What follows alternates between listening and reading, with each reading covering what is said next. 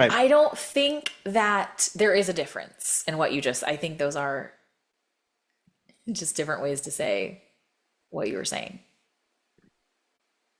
I don't think they're the same thing though, Okay, say it again. but I don't know.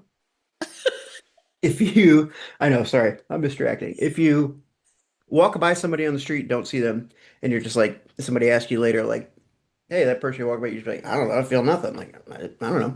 What's the difference between that and being like, I don't know, I feel indifferent? Like, I feel I there's do think a difference, but I don't I think know. feeling nothing is feeling indifferent. Like I think that's the definition.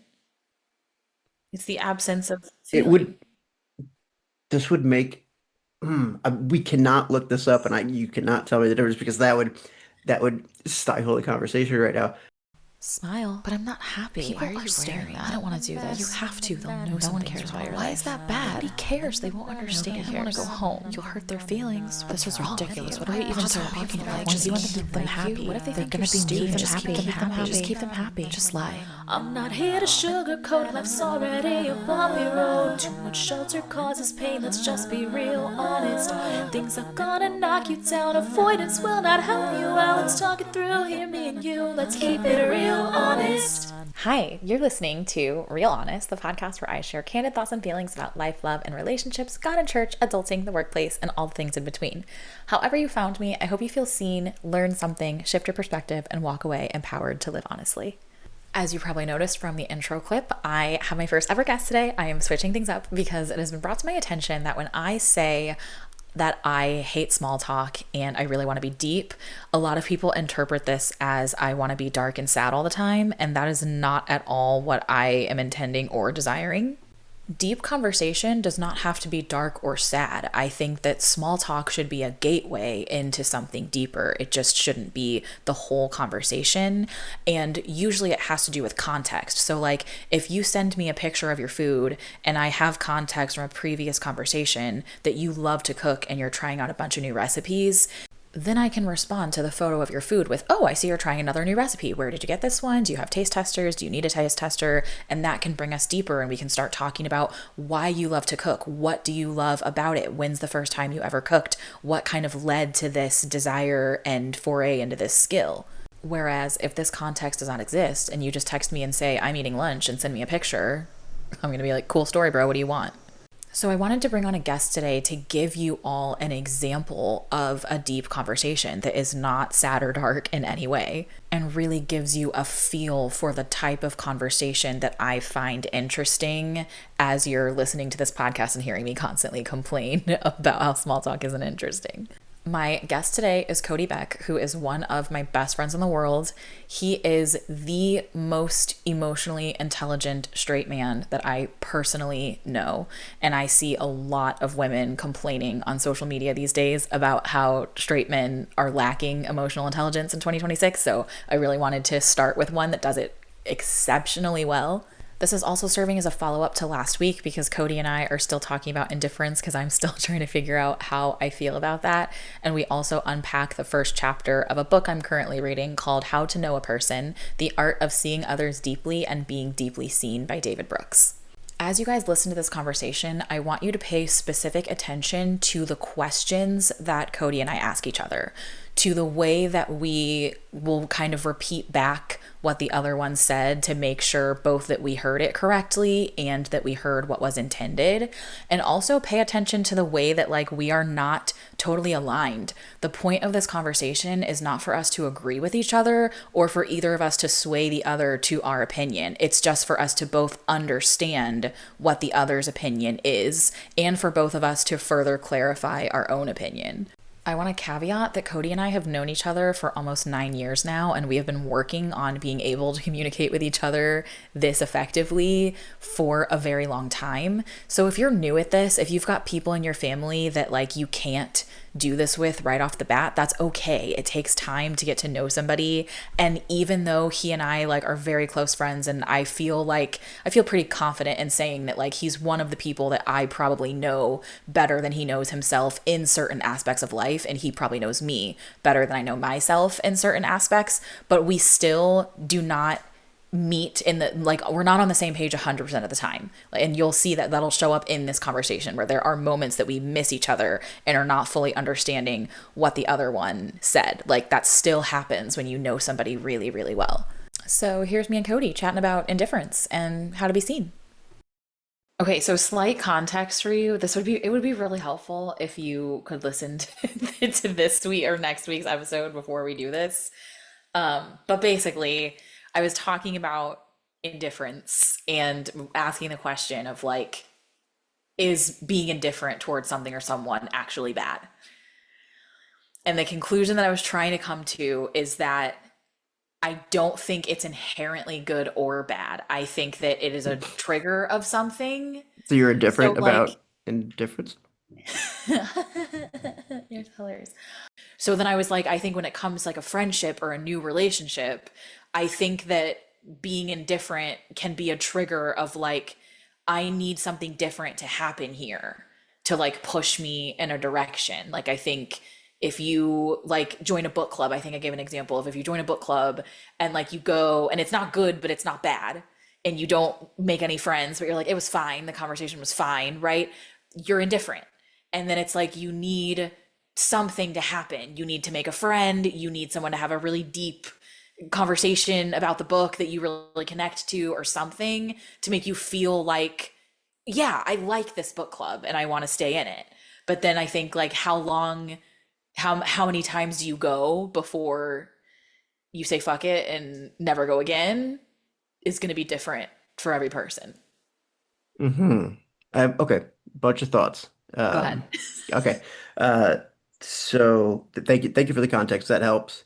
Um, I personally try to give people the benefit of the doubt until, something, pushes me either which way, which I think is just a different way of saying indifferent, like you are saying. Yeah. But that's my neighbor. If you're striking up a new friendship or a new relationship, aren't you doing that because you're already pushing toward or on the positive side? I don't know because I feel like I feel like I've like gone to church and stuff, and like I serve with people, and you just like talk about the weather, and like maybe you go to brunch and go a little deeper, but it's usually been like many months before I feel like that person is a friend, or even like coworkers where it's like you see each other every day. And I guess you probably have to like them to like go out to lunch or something. But like if a coworker that I like didn't know well and didn't have an opinion of was like, hey, a group of us are going to lunch, you want to come? I would go. Yes, but a group thing is different. But do you? I've never really thought about this until now. I think this is great, but so I'm thinking. I'm wondering now with myself and with you, how long does it take me or you to form an opinion about somebody? Because I think we're usually very quick to subconsciously do that, Mhm. uh, form an opinion because I don't like this motherfucker's shoes, or something said just got rubbed me the wrong way, um, or something. And I guess I don't think about that stuff too much. It's kind of just like I like you or I don't. And I also just have no problem just being like, no, bro, like, we're not.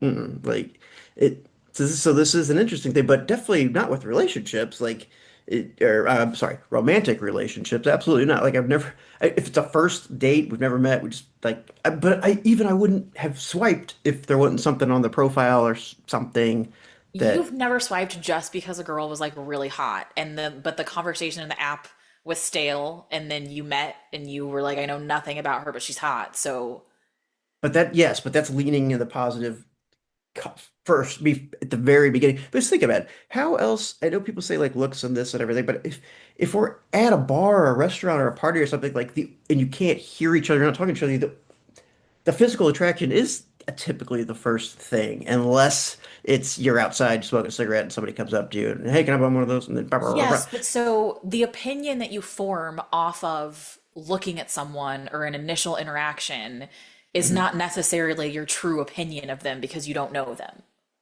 Yeah, yeah, of course. Yeah, first it's a first impression, so it's deep, but it's not everything, and opinions can absolutely change. But I never just have an indifferent opinion. I feel like if I have an interaction with somebody, I have some sort of opinion.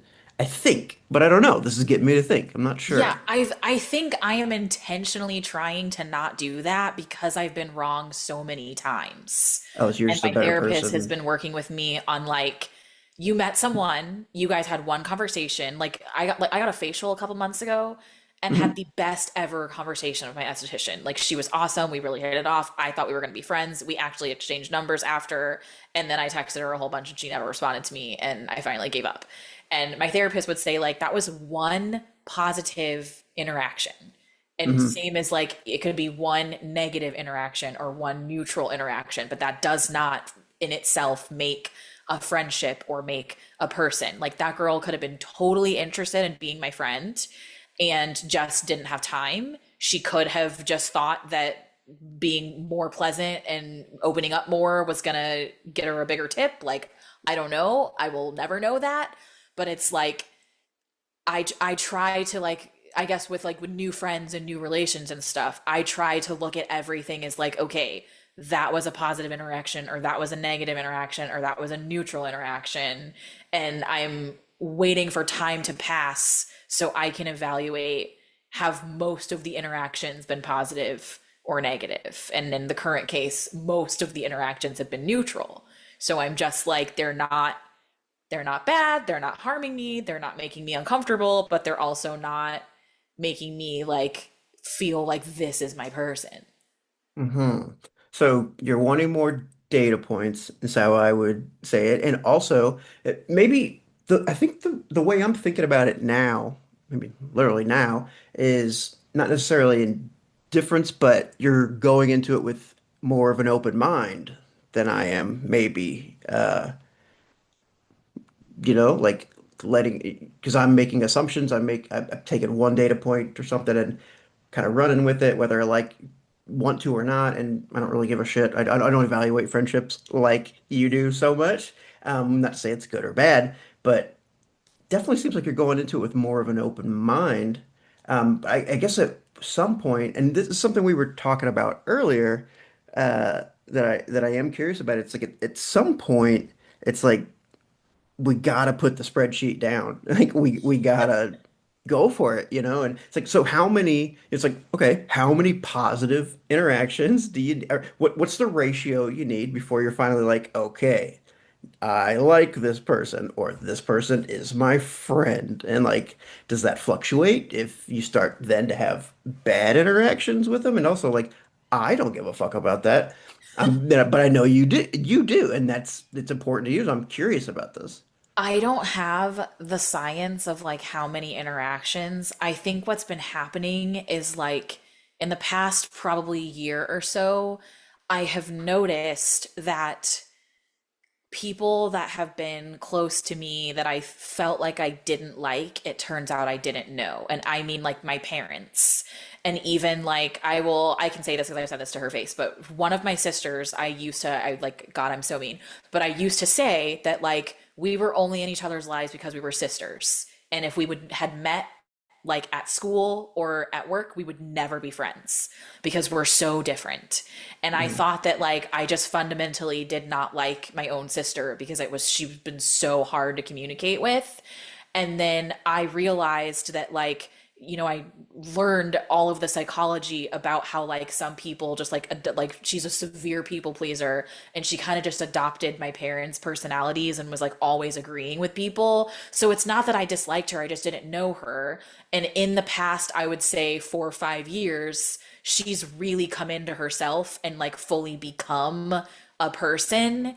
And I am like, oh shit, like I'm getting to know her for the first time as an adult. And I'm like, my sister is awesome.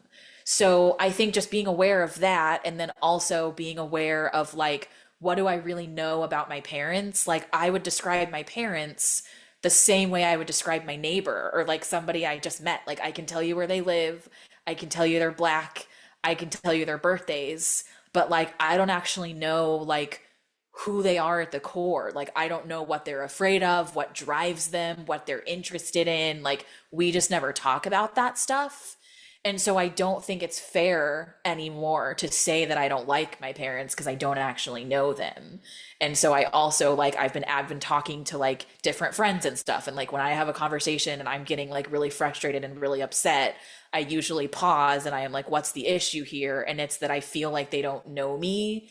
And so I feel like I've just been making opinions of people and like deciding I like them or deciding I don't, when like I don't, the thing I actually want is to know them and to be known by them.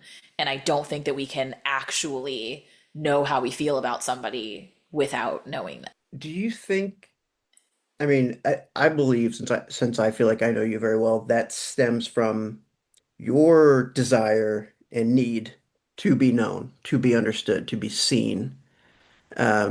And so but I haven't really heard you reverse it like that till now about you wanting to understand other people. I know that's a Mhm. big thing for you. Can I ask, you said your sister came in to herself and started to find her own stuff. So that happened, but then how did that change? Like, I guess what happened?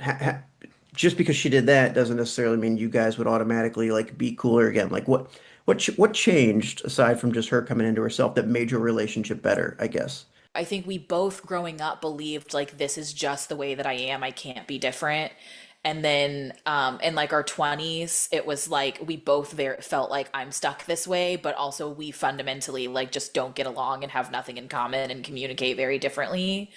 And so I think the first thing was like I went to therapy to like learn that like I actually can be different. And then she went to therapy and learned that she can be different. And so that's something that like we both discussed. And one of the things that she was able to tell me is that she has felt most of our life like I have a monopoly on depression.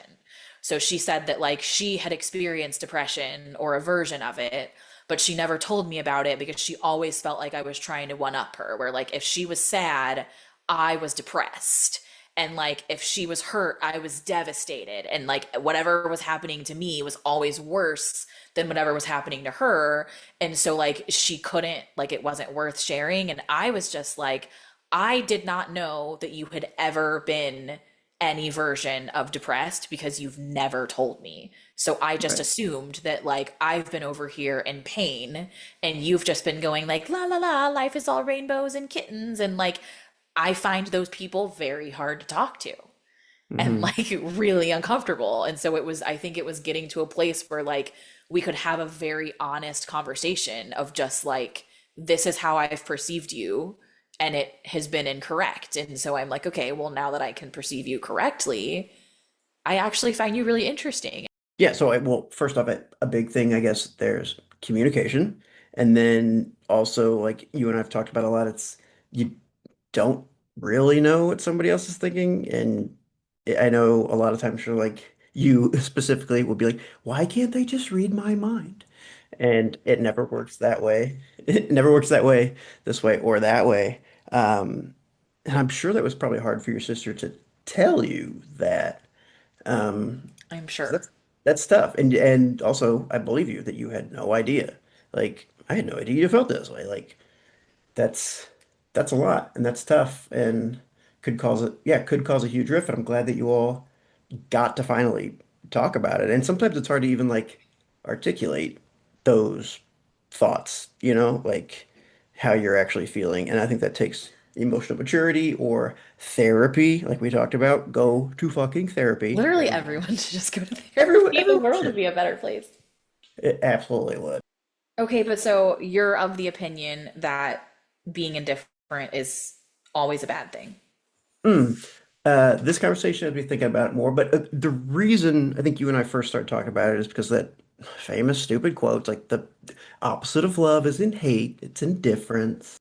I'm trying to now like differentiate, I guess, between that, like between content, indifferent. 'Cause with me, when I heard that quote and I think about indifference, it's almost to me, it's like you would just you could never give a fuck. It's not like I don't have an opinion yet. It's just like my opinion is that I will never have an opinion about you. Like I'm still trying to kind of figure it out in my head, but I don't think it's always negative. And now that we are talking about it, I'm even more on the fence about I need more time to kind of parse through it, to be honest.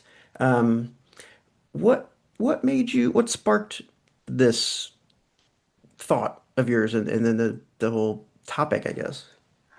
What did spark this? It was a combination of a Taylor Swift song and being in being in this Of new course. relationship where I've been pretty nonchalant the whole time. And I keep having friends be like, that is your answer. Like, if you're not like, oh my gosh, I can't wait to see him this weekend, then like the fact that you just don't care is a problem. And I was like, well, Keep going. I have thoughts, but keep so going. I just like so basically my argument last week was I was trying to say like what who is the decider of that? Like who says that you have to be excited? Who like in order for it to be like quote unquote right, or people say like new relationships are supposed to have a honeymoon stage and you're supposed to be all over each other for 6 to 18 months, and I'm like, says who? Like, if I am not a Mhm. sexually charged person and that's just not something, that's what I think is fun about new relationships. I think sex, like people are like, oh my gosh, you think I'm hot, I think you're hot, we're screwing each other, yay. And like, as you know, that's not part of my life, that's not what I do. So I'm just like, I have to look at like other things that I'm in a relationship for. And I feel like I have just like, it's so new, it's long distance, we don't see each other a lot, we don't talk a whole lot, to where it's just kind of like I'm fine. Like I'm not upset, I don't feel bad, but I also don't feel particularly good. And I think I mentioned this last week where I think that part of it is that nothing has like happened since we've met for us to like walk through together. And so I really feel like I'm I'm leaning toward an indifferent feeling about the relationship in general because we don't really know each other. Like I feel like the way that we describe each other is how you would describe somebody that you just met, like a neighbor, or like I saw a guy at the grocery store. He was tall, he had dark skin, he had curly hair, like he told a joke, so I think he's pretty witty, but like I don't know how this guy shows up like in a dark season. Like I don't know how he would walk me through depression. I don't know, like, is he the type of person that follows through with things? He could tell me that he is, but it's like I would have to see you do that over time consistently to be able to really know that about you. And we just haven't even like been talking for long enough to be able to for me to know if that is a thing or not. Okay. Yeah. I'm wondering with, let's see, the who's to decide, what's right or wrong or whatever. Like, fuck those people. You and I've talked about since we've both been to therapy. Like, yeah, if something burns real bright, real quick, run away. It burns out and goes down in flames. Like, that's typically what happens, and you want something that's sustainable. Very curious about the word indifference, and like, I'm not gonna like Google all the shit because I totally could, but. It seems to me, and this might be an uneducated opinion or whatever, but I think with the stuff you're talking about, with it feeling weird, and people that have gone through traumatic stuff, uh, when somebody's finally, somebody's always mean to you, and then somebody's nice to you, yeah, it feels weird or whatever. It seems like you're using the word indifference when you do just mean like not chaotic, good or bad, or not on either end of the emotional spectrum, maybe? Because I do really feel like a difference is different than being content or finally being okay. I'm trying to think of something I feel indifferent It's more about, like actually. an Mhm. absence of feeling. Okay, that does kind of seem like indifferent. So- but like that's what I think the definition is. It's like it's more like you don't feel anything. Like an example I would give now is like I would say I was indifferent to Billie Eilish until a week ago, where like I had heard a handful of her songs, liked them okay, but I didn't have any friends that were like listening to her, talking about her, going to her concerts to make me like dive in and listen to a whole album. But I went to her concert movie because they screened it last week. And I liked the concert movie enough to come home and watch a documentary that she put out a few years ago. And then I liked that enough to like sit here and listen to all of her albums today. So now I'm like, I am a fan, like hardcore a fan. But like prior to today, I was like, I feel nothing about this girl. Like I don't know enough about her to have an opinion. That's okay. That is interesting to me because you liked one song enough to listen to another and to listen to another and then go see the movie and all that. But you also said, I don't know enough to have an opinion or a feeling. And there's sometimes when people ask me about this, that, the other thing, and it blows their minds when I'm like, I don't know enough about that to have an opinion. And they're like, what are you talking about? I'm like, I didn't research this. I don't fucking know. But to have a feeling about something, I think it's different, whether it's right or wrong, because you could hear one Billie Eilish song and be like, I don't like that shit. I don't like Billie Eilish or whatever. Or I do like this stuff. I'm gonna keep listening more. I feel like the feeling, it's like you can't really help how you feel. You can just help how you act. Yeah, but so I think what I'm Um, trying to get at is having an accurate mhm, feeling. Because I feel like I heard one song one time and I decided off of that song, I felt like I loved it or I hated it and I love the artist or I hate them. Whereas I'm mhm. trying to like, if I listen to that one song, whether I love it or hate it, I am like, that's not a feeling about the artist or their work. That's a feeling about that song and I want Mhm. to learn more about the artist and listen to more of their body of work so that I can form a true opinion of how I actually feel. So I feel like watching this documentary, I feel like I got to know Billie Eilish and her family enough to firmly say like I like her and I'm a fan. So I think like when it comes to friends and stuff, it's like, yeah, I'm gonna feel away when we're like sitting out at lunch, but do I have enough information to like actually say that I like you versus we had a good lunch or we had a bad lunch. You keep going back and forth, I feel like, with feeling and opinion, and like you said, an accurate feeling. I don't know. It's just, like if you meet somebody for the first time, you just don't like them. I don't think you would have any problem telling me like something rubs me the wrong way. Like I don't like that person. Like something's a little off, and whether it's accurate or not, like what it's a feeling. It's if your opinion Right, but that's is that's gonna different, right? happen because well, so yeah, I think your opinion is based off of a feeling. I think your feelings form your opinion. I think you say, this is my opinion because I felt this. But I think the opinions are formed by with me and you, at least by information, right? And that kind of thing. Yeah, I think it's, and I'm We looking for a mix of the two. So I guess I think yeah, oh, yes. I think what I'm trying to say is like the person that I like met on the street that and then I called you and was like, there's something off about that person. It's because something happened. Like they said something to me, they looked a certain way, they smelled a certain way. Whereas, like, if Mhm. they just walk past me on the street and I don't notice them for any reason, positive or negative, I would say I feel indifferent. I feel nothing about them, which means I am indifferent in my feelings toward that person. And I can't have an opinion because I don't have enough information. So what's the difference, I guess, between just being like, I didn't see that person, I feel fucking nothing, versus being like, I didn't see that person, I feel indifferent. And I'm actually asking this now because I'm trying to figure out how I feel about all this, at the same time. I don't think that there is a difference in what you just, I think those are just different ways to say what you were saying. I don't think they're the same thing though, Okay, say it again. but I don't know. If you, I know, sorry, I'm distracting. If you walk by somebody on the street, don't see them, and you're just like, somebody asks you later, like, hey, that person you walk by, you're just like, I don't know, I feel nothing. Like, I don't know. What's the difference between that and being like, I don't know, I feel indifferent? Like, I feel I there's do think a difference, but I don't I think know. feeling nothing is feeling indifferent. Like I think that's the definition. It's the absence of It feeling. would, this would make, we cannot look this up, and you cannot tell me the difference because that would stifle the conversation right now. But this is very curious because I never really thought about that. I guess imagine indifference with a negative connotation, but it's supposed to be like the neutral connotation or Yes. something like, but like the way bad version, but not bad because it's neutral.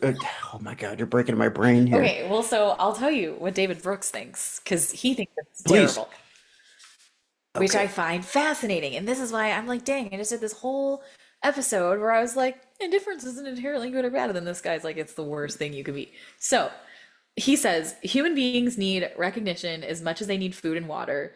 No crueler punishment can be devised than to not see someone, to render them unimportant or invisible. The worst sin towards our fellow creatures is not to hate them, but to be indifferent to them. That's the essence of inhumanity. That is to say, you don't matter and you don't exist.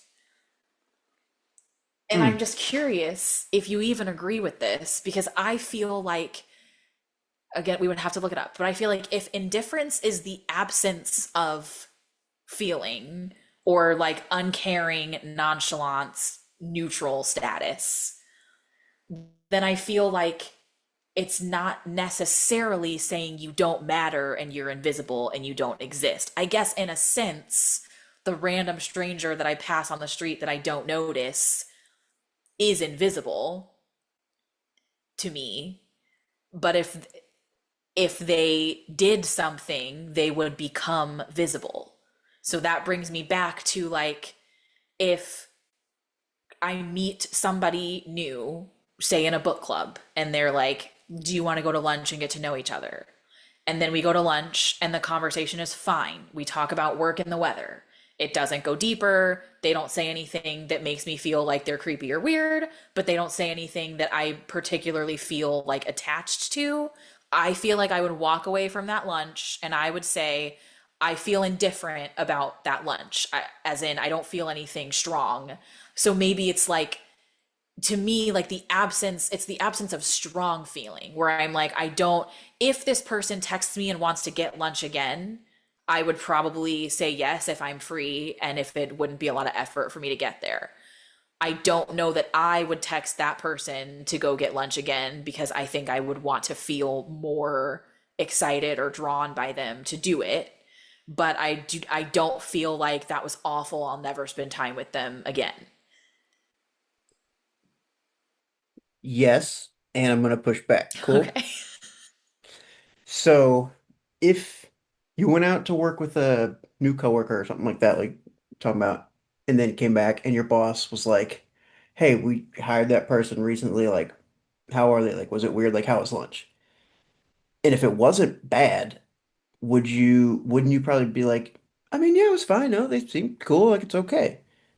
Or would you be like, "I feel nothing from any of That's that." what I would say. In the sorority world, I don't know if I'm Okay, allowed to share this, but in the sorority world, it's called Trust My do Sisters. it. When you're voting new girls in, you're supposed to either Hmm. vote yes, no, but if you didn't like if during recruitment you didn't meet the girl, you can vote neutral, which is I trust my sisters, which is all the girls in this room that did get to know her well enough to vote yes or no. I trust them because I didn't ask her enough questions or I didn't meet her or whatever it was. I I'm not understanding how this connects to the question I asked about if your boss was like, "Hey, is this person cool or So not? You I'm just went out saying to I lunch would with them." take the Like, trust my sister's response. I would say I don't know. I'd be like it was fine. We had a conversation. I didn't get vibes. I didn't get positive or negative enough vibes from them to tell you like yes, you should got hire it, them or no, you shouldn't. got it. Okay, no, that answers the question. The second thing, and you made me think of this when you were talking just a minute ago, about being invisible, not being seen, and it's like even if somebody hates you, that means that they're giving you attention. Yes. You are stuck in their brain somewhere and pissing them off. You are feeding an emotion somehow, right? Yes. And if they like you, then good stuff, whatever. If it would be way worse if someone just walk right past, just silent treatment, right? And just like absolutely not, because even if you're getting negative feelings or negative shit from people, that's attention, that is you being seen, that is something. And then if there's just like it's a Twilight Zone episode, nobody can see you, but you're just walking around like, yeah, that would be terrible, But when it right? comes Like, to I'd rather like have people mean to me than you. another person feeling that about you or not, wouldn't it matter Mhm. more if you like if you liked them and cared about how they felt about you? Oh yeah, of course. Right? Because, like, if you're walking Nope. down the street and a stranger passes you and they don't say hi or acknowledge you in any way, I don't think you feel invisible. I think you feel invisible when you are trying to get attention from someone and they're ignoring you. Mhm. Yeah, no, no, I agree if you have something vested in this, but I don't get why you brought that part up because I was just saying like at least if I'm getting hate, I'm getting something, and so now I do agree that getting nothing is worse than either side of the emotional spectrum. Because so what I'm saying is I don't think it's worse because I think it depends on the context. I think the context of love, hate, or indifference makes one or the other worse. Oh, yes. Okay. So if you don't know somebody and they don't see you, you don't give a fuck. But if you really like them and they're like shutting you out, doing nothing, then that hurts Yeah. more. So the context, okay. Yes. And that's Hmm. why I think it's I interesting just don't that know. like he has this opinion of like I do agree that the worst thing you can do to somebody is make them feel invisible, but I think that like you would have to have some type of relationship to make somebody feel invisible. Like I don't feel invisible when I'm just walking around my neighborhood and none of my neighbors speak to me. I actually prefer that because I'm not trying to talk to strangers. Hmm. Do you think other people then, like your neighbor, do you think they don't have enough information about you to form an opinion and it's two indifferent people? And like, does that matter to you? Because they're not wanting your approval, they're not mad at you or whatever. Or how do you, I guess, do you think everybody feels this way? How do you interpret how other people see I don't think this everybody feels this way, thing? which is interesting because a lot Mhm. of my friends have been asking me, even my sister, I think recently was like, okay, so you have this like deep need to be like seen and understood to the point where like you go out of your way to try to make other people feel that. Like an example I always give is like when my friends have job interviews, I put a reminder on my calendar and so that I know to text them like before it, pray during it, text them after to make sure that they know that I remembered that they had this thing because I'm like I want them to feel like I care about them and I see them and I listen to them when they talk to me. And my sister was like, "Okay, but what if that's not important to them? Like what if they literally don't care if you are following up with them like that?" And I was like, that's a good point because I've always Yeah. just been like Are you doing it for you then more so or I mean, I'm doing it because I want them to feel seen, but if it doesn't make them feel seen, then I guess there's not a point in me doing. well, is it what you are you doing what you would want someone else to do for you so you'd feel seen and that would make you Not happy? necessarily. I don't think I'd care. Interesting. Huh. I don't know. Okay, okay. I appreciate the candor. Um, is there more stuff from the book? Yes. So he goes on to talk about illuminators and what is it? Diminishers, which I thought was Oh interesting. boy. Okay, so he says, in every crowd, there's diminishers and illuminators. Diminishers make people feel small and unseen. They see other people as things to be used, not as persons to be befriended. They stereotype and ignore, and they're so involved with themselves that other people are just not on their radar screen. And then illuminators, on the other hand, have a persistent curiosity about other people. They've been trained or have trained themselves in the craft of understanding others. They know what to look for and how to ask the right questions at the right time. They shine the brightness of their care on people and make them feel bigger, deeper, respected, and lit up.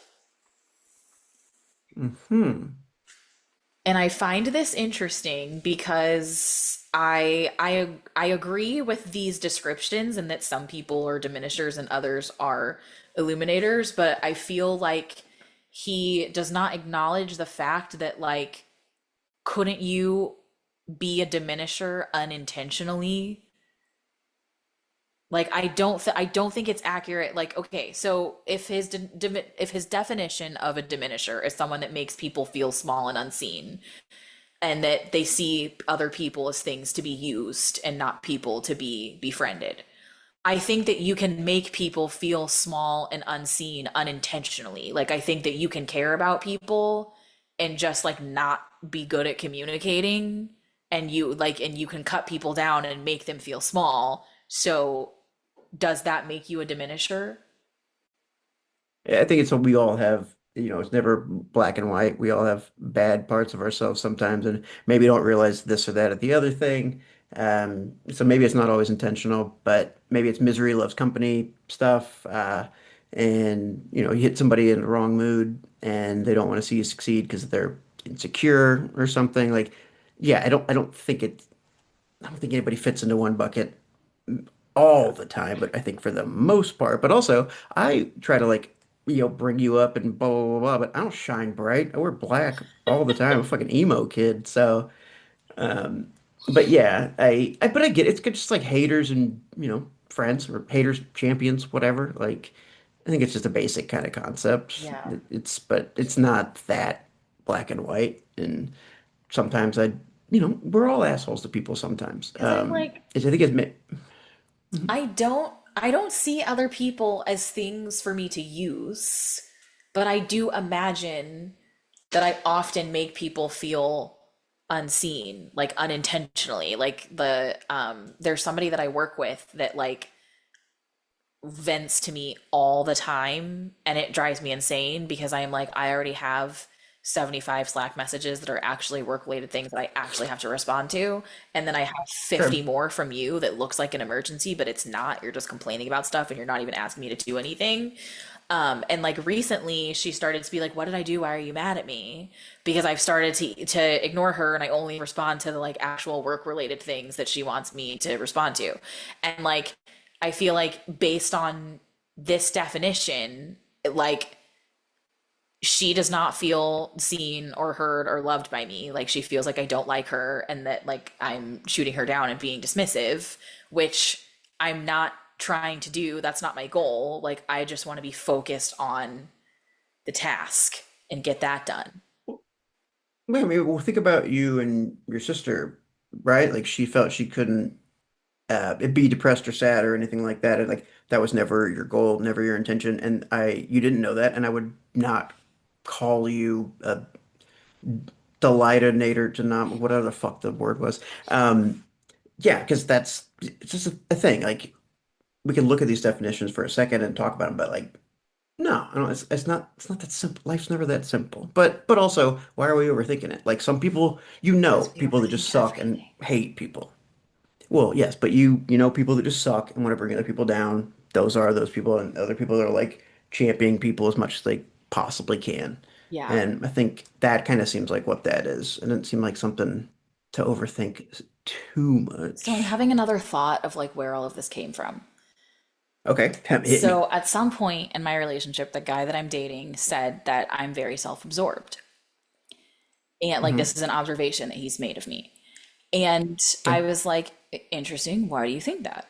And he was like, because you talk about yourself a lot and like often turn the conversation back to you, which like this always happens to me when I'm dating because I feel like the average straight man just like says, you say, how was your day? And he says, fine or good. And then he says, how was your day? And we tell a big long story. So I feel like part of it is just like communication styles, but also Yeah, you're dating the wrong straight man. Anyway, yeah, okay. to me, like I'm hearing this feedback and I'm thinking like, okay, so you don't like me because to me, self-absorbed is a bad, like a negative trait of somebody. Like I don't want to be around self-absorbed people. I don't like selfish people. I think that's wrong. I think that's a bad thing. And then we were talking about that and he was saying like I don't think it's a bad thing. It's just a thing. Like it's just an observation that I was making. Like it goes back to like I think he's He's indifferent to indifferent about it. self-absorbed people. And I was like, okay, but it was still bothering me. So I was trying to dig into that more. And I think it's because I do not think that I am self-absorbed. So then I was concerned because I was like, I think that you've made this observation of me that is untrue.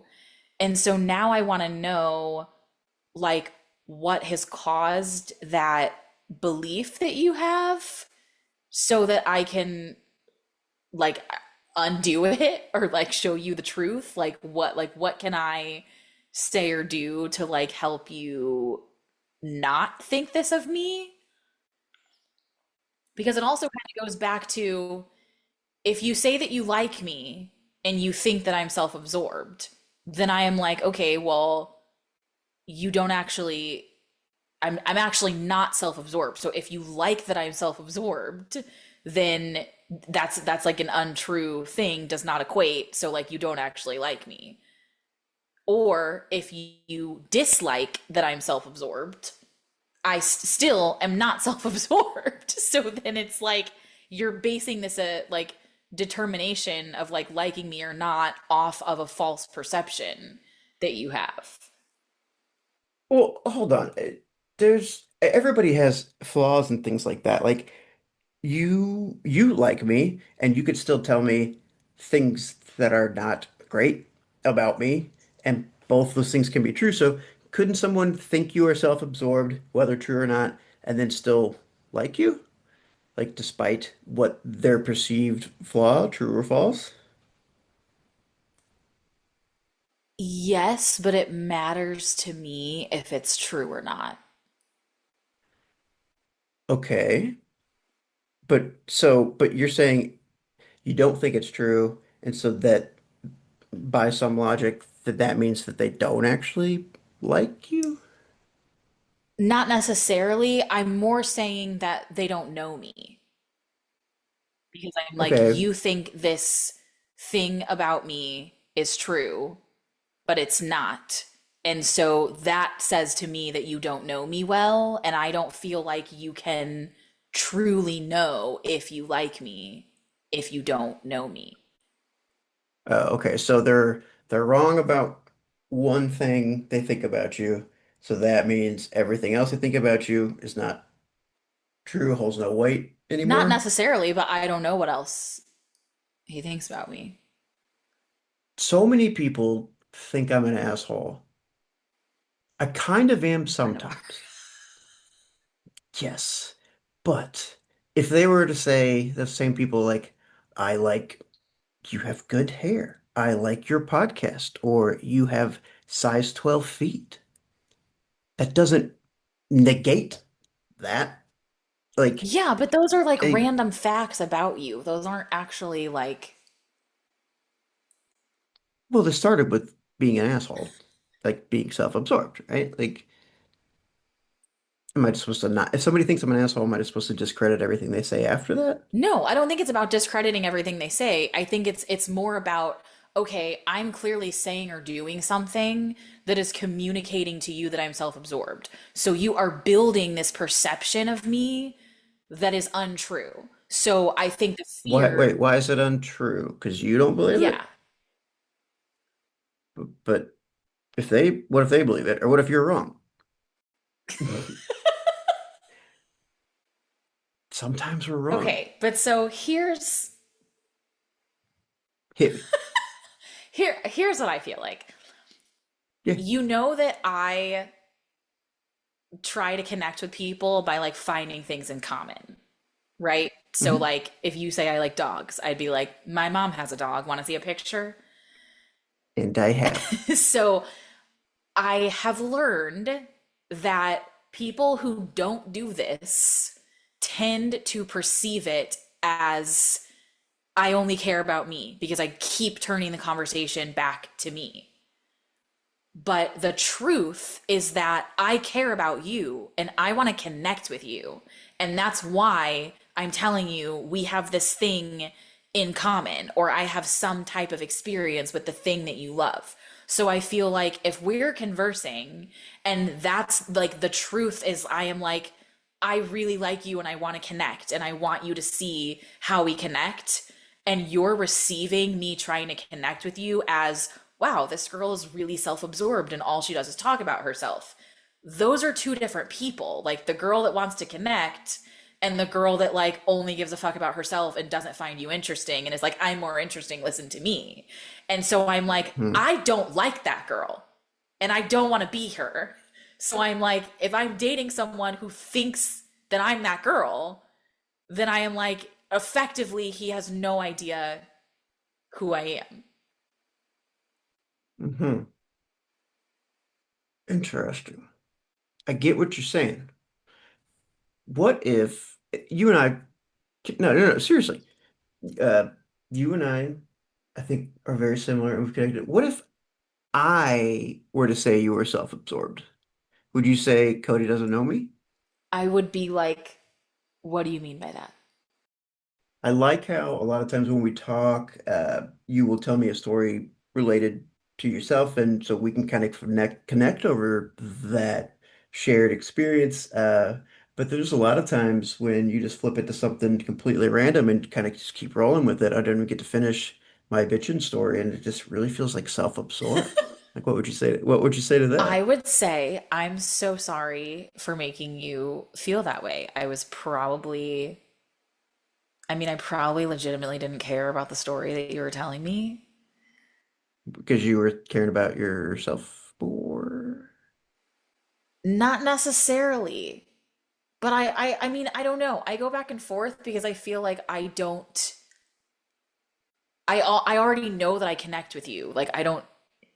I don't think you're I don't self-absorbed. I'm need just trying to fuck with to. you and No, but I also but think I think the fact that like I have this need to be seen and understood and I overanalyze everything because I want to learn more about myself so that I can communicate who I am more accurately to other people because it's really really important to me that when people like or dislike me, it's accurate. Like if somebody is like, "I don't want to be your friend because you're a bitch." I want to actually be a bitch so I can be like, all right, like, doesn't matter. Get out of my life. But if they're like, I don't want to be your friend because I don't know, but pick some trait that like does not describe you're in you the at all. KKK. Sure.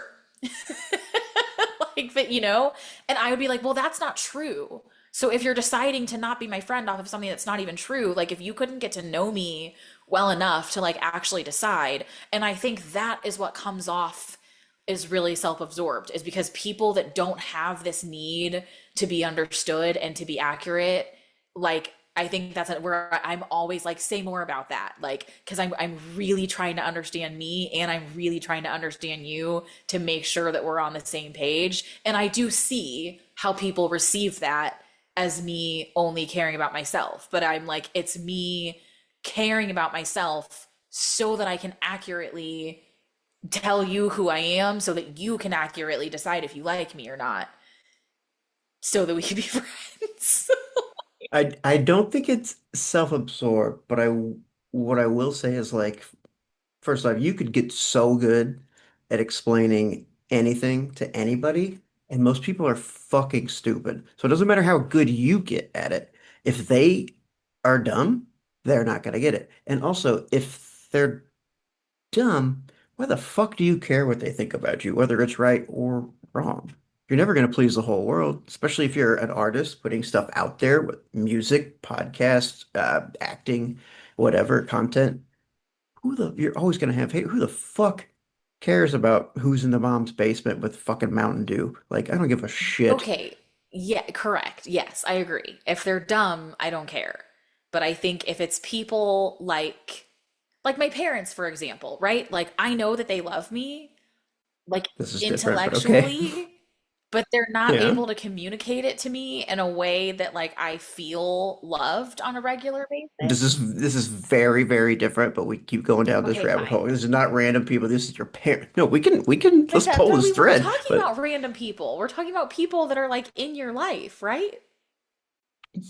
I don't know. But now just jump into parents not understand. This is a whole that's a whole I other mean, thing. But okay, like we can go back to random people. But no, I don't care if random people, like if a random guy on the street walks up to me and is like, "You bitch," I would be like, "What's wrong with you?" you would And not. keep walking. You would know. You would be like, did I what the fuck did I do? What was that guy's problem? You'd No, be thinking about it for I four would days. not. I would be like, Well, okay. yeah, So who are we talking about then? If it wasn't a random guy on the street, we've seen so many random people on the street lately in this conversation. And then, but not your parents. Who are we talking well, about I'm then? talking That about like don't, that doesn't, new relationships, like people that you are newly dating or new friends that don't know you well yet. somebody you're talking to at a party or you meet at Yeah. the movie screening or so. Okay. Now Talk I 'em. lost my train of thought. It's okay. It's okay. Um, I just, you care about what people think a lot. And think about how dumb the average person you meet is. Remember, half of them are dumber than that. Who fucking cares? But like, I get it though. it's not people in general. It's like What are you, animals, dogs? What are you talking about? people that No, sorry, sorry. people that I care about, like people that I'm trying to do life with. I care that their opinions of me are based off of accurate facts. This is interesting. So I understand that and I respect that. It's but you're trying to define facts for them. I feel like it because it's not like is Samantha in the KKK or is she not? It's like personality traits and things. And maybe you don't Okay. even know exactly how they really do feel. Maybe you're just kind of projecting a little bit onto them. But do you think you're self-absorbed? Is that what's happening? And so you're worried other people do? No, I was told by the man that I'm self-absorbed. Oh, okay. Send me his number. I'll ruin his life. But But that's why I um, was like, say more about like what do you mean by yeah, that? Because I'm like, if we're not using the same definition of self-absorbed, then I'm like, oh, okay, well maybe he doesn't really think that by my standards. That's why I asked him to say more and like describe, and it was like it was the classic self-absorbed of how I would describe it. So I was like, all right, I hmm don't think that's a good trait or true of me. But he was like, well, I don't think it's a good or bad trait. I think it's just a trait, but I do think it does describe you. And so that's my disconnect is I feel like that Right. makes me feel Okay. like you're not getting to know me then. uh Okay, no, yeah, you're bringing it back full circle. That makes sense. It'd be like if somebody told me like, I don't think you really understand dumb comedy, and I'd be like, you don't. Have we been talking? You don't know what? Yeah, and it would throw me for a fucking loop too, and I'd Like start imagine if I questioning was like, stuff. you're not funny. I would lose my goddamn mind. Like that's what I'm Yeah, saying. now Okay, like I am what is understanding. tell me something like what give me an example of something that has made you feel seen. That is made by you, by other people, By by anyone. that has made me feel seen. If you need to narrow it down, it can be me. No, sorry, that's No, I self-absorbed. mean, Let me pick somebody else. I mean, I'm when I moved to New York City for this program and put a post out on Facebook. A lot of people liked it. I posted when my animals have passed away and my parents passed away. People came out of the woodwork. People even be like, "Hey, I don't know you, but I know you from the podcast," or I just follow you on Instagram. I'm so sorry. Like, it's usually a big thing, I guess, that makes me feel seen. Other, you know what? I'll give you a more realistic or a smaller example, but uh, there was this crazy thing that happened in 2020, in like March. Pandemic and COVID. Yeah, I don't know if you remember all that, Lots of but time.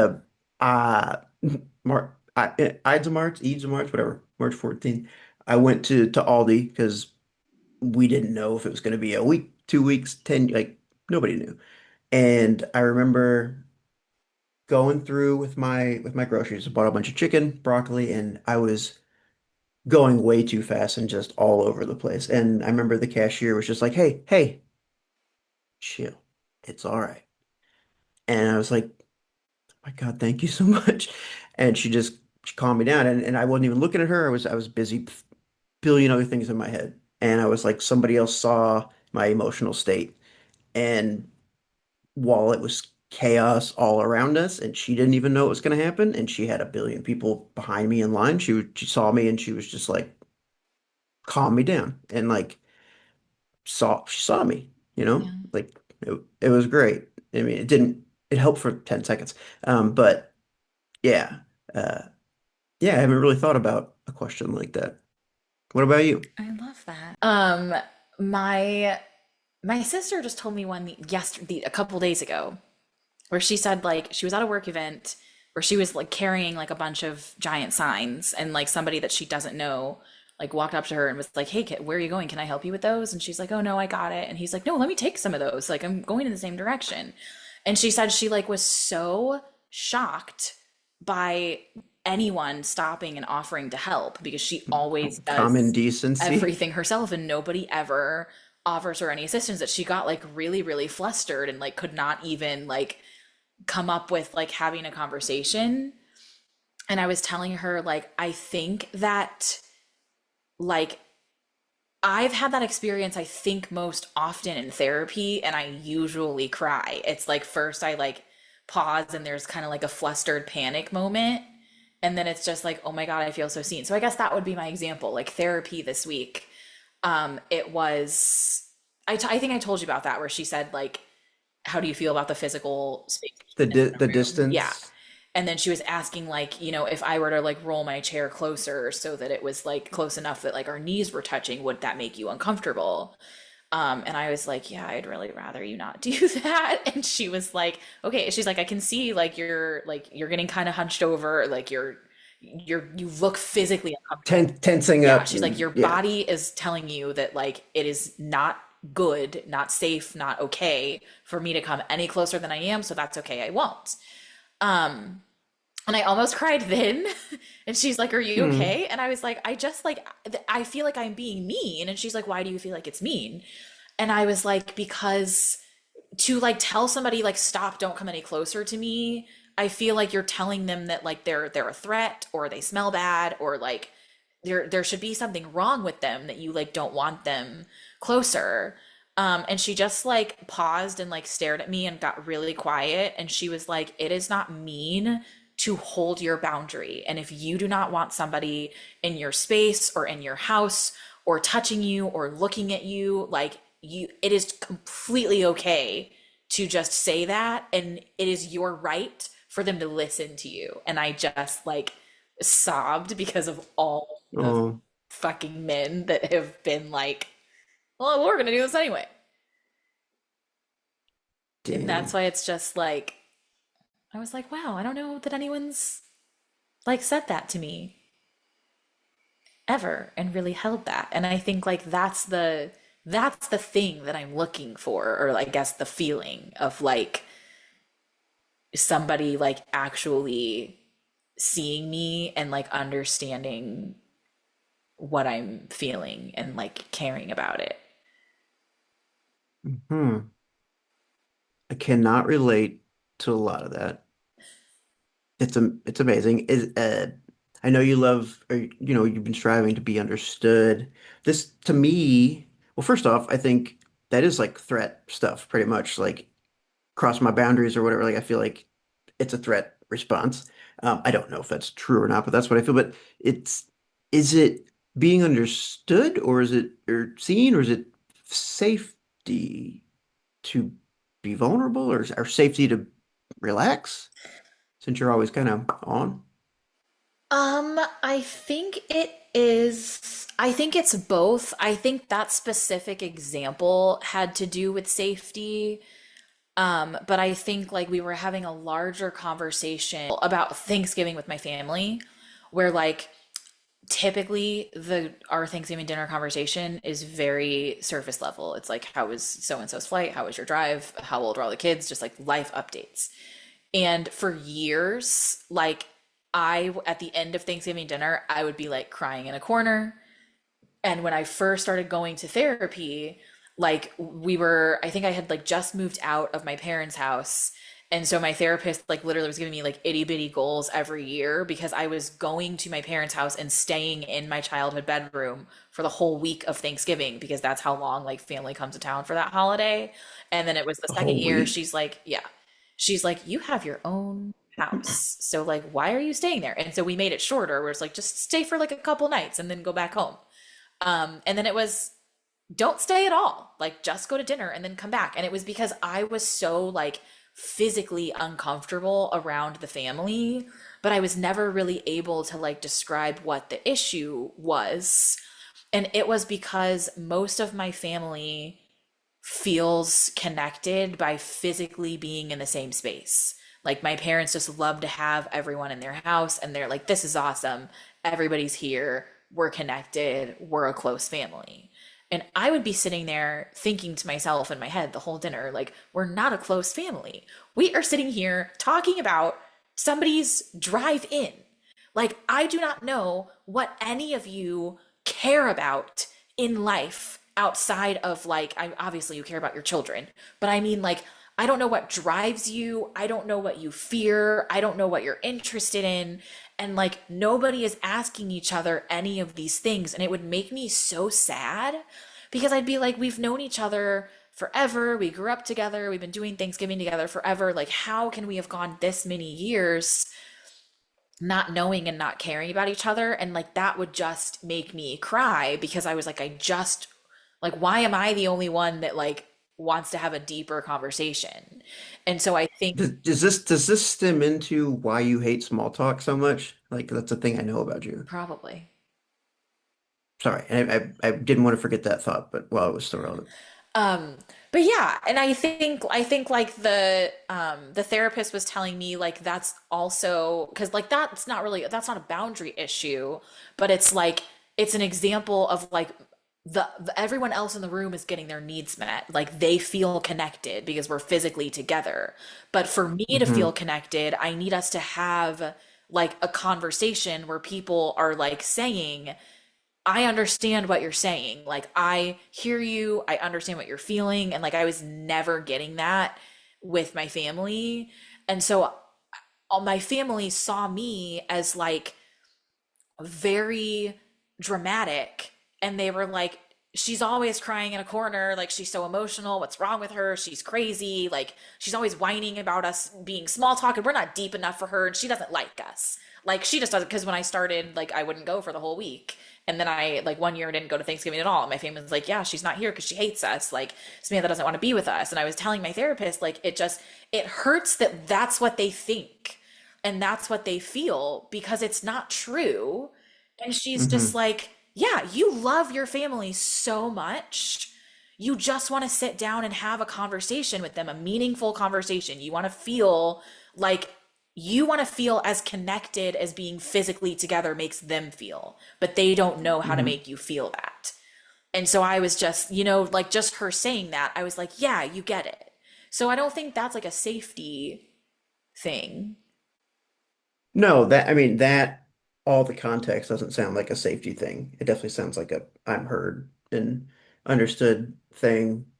Yeah, no, so thanks for explaining that to me. That sucks. I feel like most Thanksgivings are like politics and religions and some uncle being terrible, and Honestly, apparently you guys just do small I talk. feel like that would be more fun. It is more entertaining, don't get me wrong, but after 30, 40 years, it starts to really, I'd be drinking in the corner instead of crying in the corner, and we both know that's not good. Is there more stuff we want to talk about, or I think this has been fun. It's been a productive I conversation. mean, yeah, Like I I've enjoy it. learned a lot. I'm thinking a lot harder. So, Don't think harder, think smart. No, sorry, I'm not going to say all that bullshit. but see, that's what Um, I'm saying is that's how I know that I know you because if somebody asked me like describe Cody to me, I would be like he challenges the way that I think, which I feel like is a specific skill to you versus he has nice hair. He's not very tall. I'm 5'11" and 3/4. But you know what I'm saying? Yes, yes, yes. No, and you do the same to me, and that I think it is the mental gymnastics part and stuff. It's like, and we can like if you have a deep conversation with somebody and they never ever step back and are like, interesting. Or like, hold on, I need a second. Then like they're not there to ever update their opinion. They're just there to tell you that you should believe what they Yeah. believe, you know? And like my shit changes every fucking day with the new information that I have. And like if I talk to somebody, I either take that information, update my opinion, or I double down on what I believe because what they said is stupid. And it just depends. And so it's fun to talk to people that understand that and honestly keep hammering this home. But therapy, therapy, therapy. And it really helps you understand yourself. It helps you understand how to talk to people. It makes you understand how to connect some dots and figure some stuff out that might have been like it's not like a therapist doesn't tell you like they're not saying, well, why do you feel that way, why do you feel that way, and they don't give you everything, but they will start talking about, well, you said this earlier and you said this earlier, and then they'll sit there and sometimes you're like, oh, holy shit, I just like I had a breakthrough, Yeah. and it's just like a facilitator for your own mental dumps. Like, you know what I mean? Like, Yes. I it's do really have helpful. one follow-up question before you go. Because you just Yes, made me think ma'am. about this while you were talking. So if you're Sure. like, I'm getting this new information, which is actively changing my opinion. Okay. If you're applying this to a new person, like either a new person that you're dating or a new friend, how do you stop yourself from like, we just had a really good dinner. I like them. And then a week later, we had a really bad conversation. I don't like them. Like, do you just sit in whatever opinion you formed from the most recent thing that happened?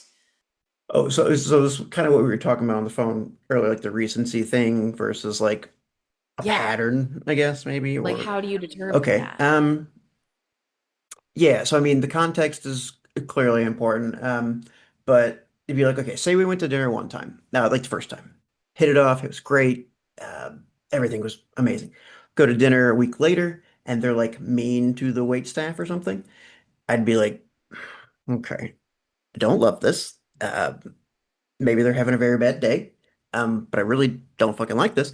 Uh, this is a bad example because if somebody's They're mean to ever waste mean stuff, to the you're wait done. staff, I'd be like, Like, yeah. And I think, okay, so with stuff like that, it's like everybody's on their best behavior in the beginning. Or like, so if somebody's really bad on the first date, like that's as good as it's ever gonna get, pretty much, right? So you should just like write them off. Um, but when people show you who they are, like believe them, you know? So I don't just go for the recency thing, but like everybody has bad days, like, and that can happen. I think it's just I'm more impressed with like how somebody handles that shit versus like because everybody's gonna get mad, everybody's gonna be pissy, everybody's gonna yell at the dog or something, and then but if somebody's like, I'm so sorry, fuck, I gotta calm my shit, get it together, like that's more impressive to me, I guess, or like more impactful. But if you start to see patterns of very bad behavior, I don't care if they start fixing it right after or not, but if you start to see patterns of bad stuff, like red flags, I mean, everybody's got red flags. It's just like I was telling you about the biggest fight me and my girlfriend had last night, and like what I cared about more was like how we handled it, how I resolved stuff. And that is not how it always would have been with other people. And um, in the recency thing, I think it probably will stick with you because I'd be like, I can't shake what, she did 2 days ago or whatever. But if it doesn't keep happening, it's like eventually like let it go. Everybody's got bad days, I so I guess. But wonder, bringing it back yeah, around to indifference, I'm wondering sure. if that's what happens when people don't fully show you who they are, though. Because I feel like I'm talking like there's no red flags, there's no green flags. Like it's fine. Like they're perfectly like pleasant and polite, but aren't really, And then they yeah, murder people. yeah. It's like they're not giving you enough to know like, are you covering up a murder? Or like an example I'll give you, I have a friend who's in my small group that I lead. I've known her, I think, longer than I've known you, so maybe 8, 9 years.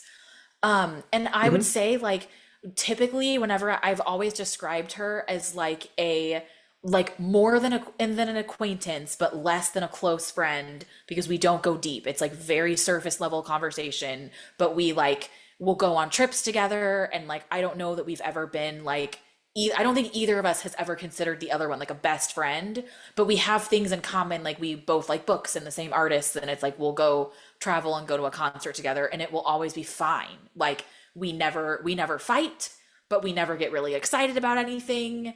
And I think it's because we don't really give each other enough to like push us in either direction. And so Hmm. recently, she has started to really open up in my small group, and I have learned so much about her. And I'm sitting here questioning, like, I've known you for so many years and you've never shared like any of these things with me. And I'm wondering if like she just needed to know me longer to get comfortable, or if there's something that I said or did that like didn't make her feel like I was a safe person to share with. But I say this to say, I feel like we have been largely indifferent toward each other for years. And I feel like within the past maybe 3 months, I have learned things about her to where I'm like, I can definitively say, like, this is somebody that I really like and really want to be friends with and keep in my life for a long time. But I would say, I mean, you guys were going on trips together and doing stuff like that. I feel like it's like you were already a little positive, and now you're just way more positive. That's what I would think. Like I think you're describing it just a normal friend, but not like a I best feel like friend I was until more like you're getting a better neutral. friend. Maybe it was. I don't know. I don't think it was anything you were do or you know what? Maybe it was something you were doing by giving off neutral vibes to her, and maybe that's why she was like, I can't divulge Have this you kind of never, stuff. I feel like you've never Um, had a neutral person in your life and you're like really struggling to wrap your mind around this concept. I think you are correct. I'm trying to think because I mean, how much can you really know about a person? Unless you I mean, I don't know, even if you live with them, even if you're married, like people have secret lives when they're married and shit, like how much can you really, really know a person? But I think that's just more about what it says about them, compared to like you. But I don't know. I mean, I think it's a fair question. I think if you were to ask, like, hey, why did it take so long for you to like say this? Was it me? Was it you? Or she might be confused, but she probably would just be like, I didn't feel comfortable opening up. Like, I'm guessing it's not a thing she told a bunch of people, but I think the only way to really, even if you ask her and she gives you an explanation, Samantha, you're still gonna like overanalyze it and be like, I don't under why, but why? Like, you're still gonna not probably be satisfied with the answer. But that's just the curiosity side that, we both have. But I don't know. But eventually she did open up. So that says something. Maybe she moved you from indifferent to positive, I don't know. Yeah.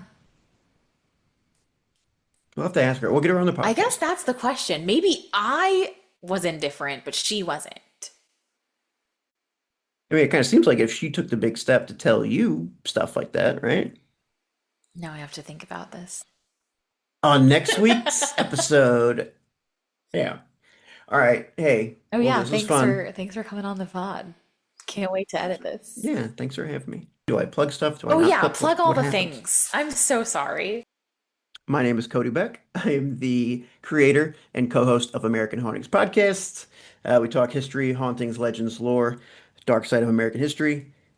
We try to make fun of criminals and remember victims and lighten up terrible subjects while we talk about ghosts and true crime.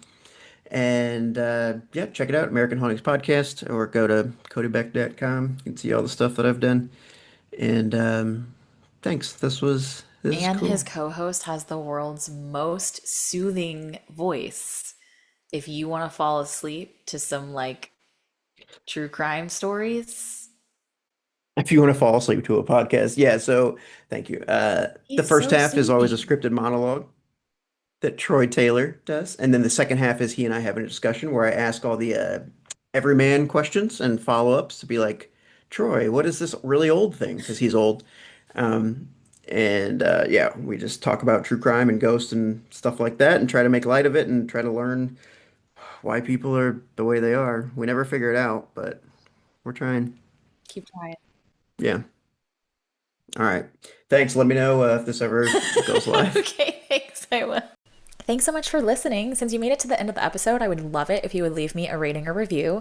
If you have questions, comments, or concerns, you can email me at realhonestpod@gmail.com. Also, let me know if you want to have Cody back on again, if you want to see other guests, if there are specific topics that you would like me and any of my friends that I bring on in the future to cover, please let me know. I will put all of the American Haunting stuff in the show notes so that you guys can check out Cody's show. Okay, bye. I'm not here to sugarcoat, life's already a bumpy road. Too much shelter causes pain, let's just be real honest. Things are gonna knock you down, avoidance will not help you out. Let's talk it through, hear me and you, let's keep it real honest.